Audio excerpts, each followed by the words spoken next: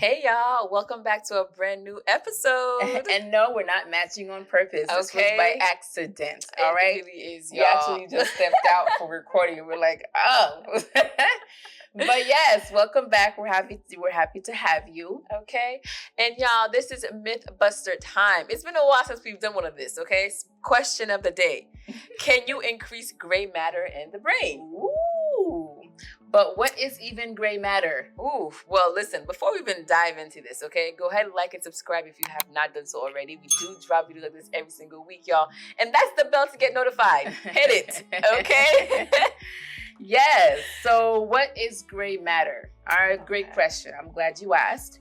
It is pretty much tissue in the brain and in the spinal cord that helps us process and interpret information. So as you can see, it's very important. Yeah. That's basically what helps you have common sense in the world. Okay. And a lot of us seem to be lacking it. So all right, the question is, then, can we increase gray matter in the brain? Yes. As a myth, right? Because some doctors will say, no, you can't. Right. Like once it's gone, it's gone. You cannot, reverse any brain damages and things like that. Right. They always like to have you believe that you're just stuck in your effed up world situation. Yes. You cannot help you. You can't fix it. Anything. Just be miserable, where you're at. Lonely, and don't complain about it because we don't want to hear it. Okay. So, but yeah, it's definitely a myth.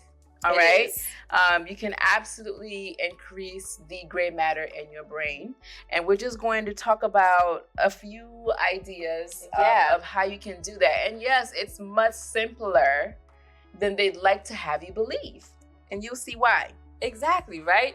I feel like, okay, so we're gonna go through a list of how to increase it. The first one here, which was a surprise to me. Oh, yeah. Because it's like, I didn't know this.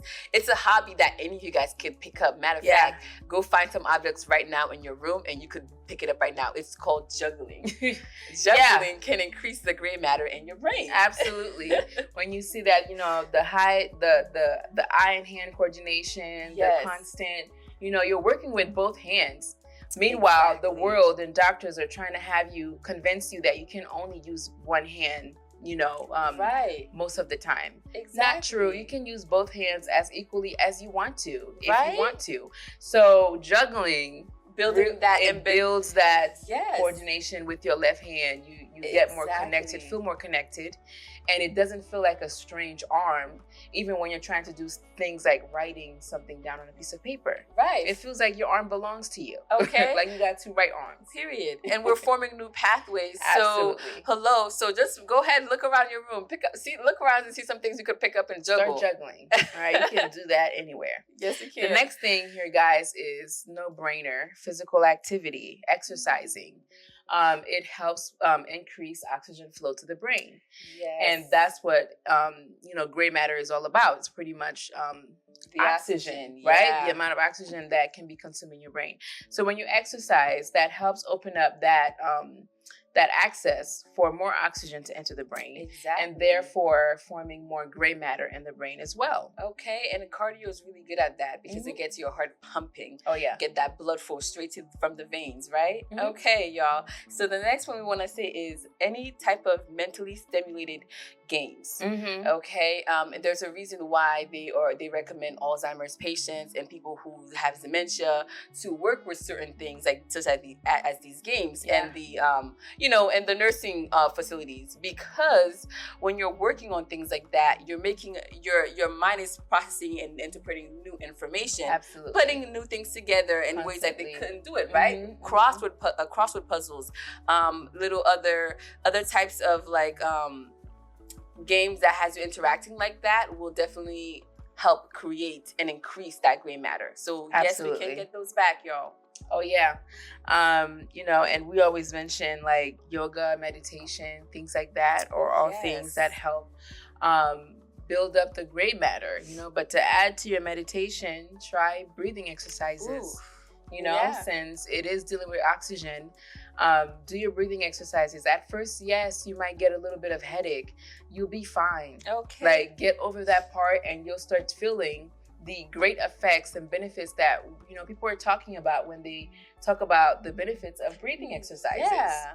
So definitely do your breathing exercises, all right? right, y'all? Period. Oxygen is important to us in our awareness and consciousness. Yes. And like the most important thing about all of these tips that we gave you is the whole is about consistency. You don't want to do one of this once and done and be like, okay, I'm good. No, we're continuously. It's a muscle. The brain's a muscle. Exactly, because it's every day we're processing new information. Absolutely. It's every day we're interpreting new things. So you have to keep those connections alive, thriving, and well, right? So with that being said, though, what decreases the gray matter in the brain? Yeah. I mean, it's going to be important to know this so that if you are trying to build gray matter in the brain, that you don't do these things that decrease it, right? Okay. I mean, try to be as holistic as you can. Yes, I love that. Stay away from the chemicals. Absolutely. So right off the bat, we already know all the things that we indulge in, like drinking and smoking. Oopsies. It gotta go. Yeah, put it down, y'all. It's not worth it. It's killing all the gray matter in your brain. Yes, it ages them. It kills the cells, and then now you're just like floating, and it's like the consistent, time frame of that, because we're talking about years, right? Like that's why when it's done excessively, like when somebody is literally addicted to that substance, whether it be alcohol or smoking, you're making your way to creating permanent damage in your brain, because then when it destroys these cells and it's not given enough nutrients to rejuvenate, then it starts to become more permanent damage. And yes, that's why people who have those issues, who struggle with these issues, don't be thinking straight. They don't be saying, they're not putting two and two together. They're not putting two and two together. The processing neurons was cut off. The gray matter is gone. Y'all, it ain't nothing but we're white not matter. making this up. This is why. That's exactly why. So stay away from those things.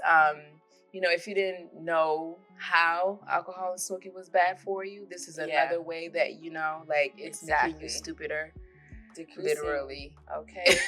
Taking away that oxygen is never a good look for anything, right? Because we see what happens when you take away oxygen from trees and other living beings. Yeah. So keep your oxygen and make sure you get plenty of it. Okay. Stay healthy. It's great for consciousness and everything. Yeah. And I understand now why, like when people who on their dating phase ask questions like that, and it could be like a deal breaker. Like, let's say you don't exercise or you don't do certain things that helps take care of you, because they're already seeing the issues that's going to come with dealing with you.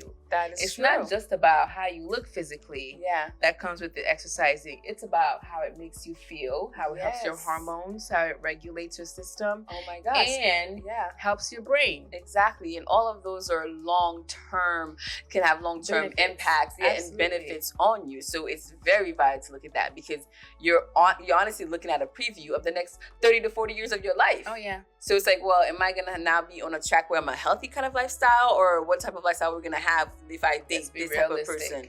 Yeah. So absolutely. So, yes. Take care of the gray matter in your brain, guys. It'll help make you make better decisions in life. Okay. You will see things more clearer. You will understand better. Yeah. Process information better, and that's what we want for all of you. Okay.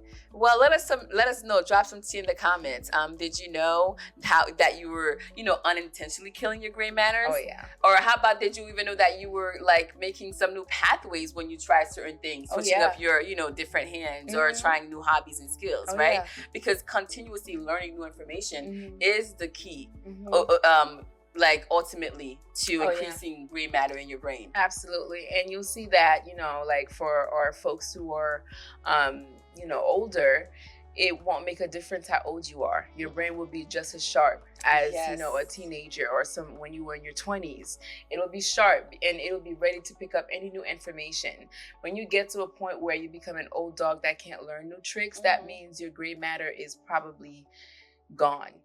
Almost not there. Hit the road, Jack. You got your gray matter. It don't matter how old you are. You can pick up a new skill right now, just as fast. Right. So exactly. So get to training those gray matters, y'all. Anything is a skill that can be taught and learned. That's the great things about life, right?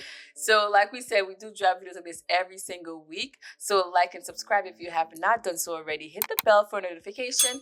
And guess what, y'all? See y'all next week.